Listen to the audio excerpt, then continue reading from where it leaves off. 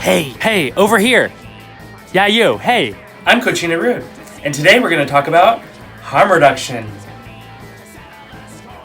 If you've been paying attention lately, you probably heard the term harm reduction. But what is it? You might be wondering, what am I doing in a garage? Mind your business. Harm reduction is a philosophy, and it's also a social justice movement founded by and for people who use drugs. Now, I know what you're thinking. What does all this have to do with HIV and AIDS? Harm reduction relates to HIV because it's all about mitigating risk and empowering individuals to make choices about their own health. Harm reduction provides the language and tools to include everyone who uses drugs or has sex, even if they're a total square.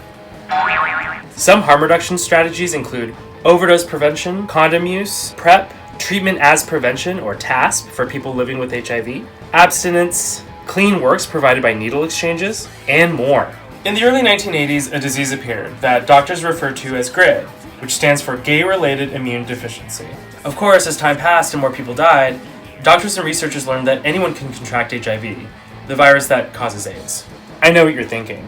We already know this shit. Well, we can't talk about HIV, AIDS, and harm reduction without talking about stigma. Stigma kills. When the government and general population realized the majority of people dying of AIDS were homos and drug users, they said, "Good fucking riddance," And fuck Reagan, you piece of shit. Negative stigma resulting in social and structural discrimination still exists today.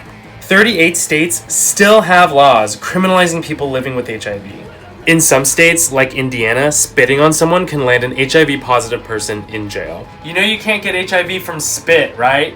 Harm reduction's purpose is to fight stigma associated with behaviors that transmit HIV, including drug use and sex, whether it be through rigorous butt fucking or shooting dope. Of course, abstinence lies on the lowest end of the spectrum for potential HIV risk. That doesn't really describe most people's behavior. And so that's where harm reduction philosophy comes in. We have to be able to include a wide spectrum of people if we're going to seriously consider the health risks of our population. The most important thing to remember about harm reduction is that people deserve to make choices about their own lives in ways that best suit themselves without judgment. This goes for queer people. This goes for people who use drugs. This goes for people who do sex work. Another important thing to remember about harm reduction is that people who are living the consequences of stigma and discrimination, People living with HIV. are right fucking here. They're here.